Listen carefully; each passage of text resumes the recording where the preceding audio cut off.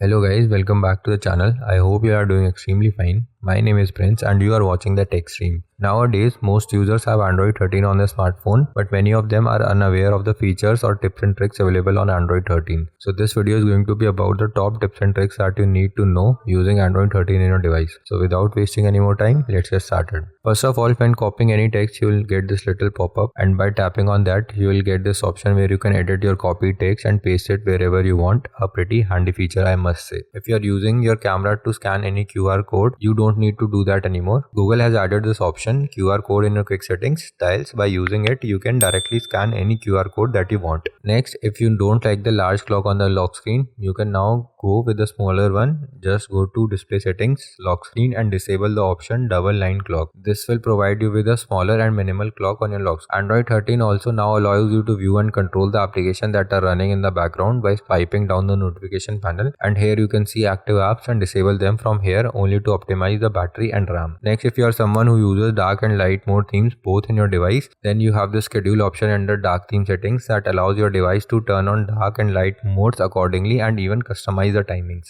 To change the settings for font and display, you have the option under the display settings only where you can increase and decrease font and display size and also make it bold. You get the preview of your changes to have an idea of how it will look. Coming up with the next trick, you can just adjust the intensity of vibration for the notifications under sound and vibration and haptics. Here you can adjust the intensity as per your needs. And lastly, if you are not someone who enjoys gestures for navigation, you can change it to the standard 3-button format under system navigation settings. From that, you can also enable Google Assistant by long pressing the home button. That's all for this video guys. I hope you find these features helpful. Smash the like button if you did. Comment down your thoughts regarding this. Subscribe to the channel for more tech videos. Thank you for watching.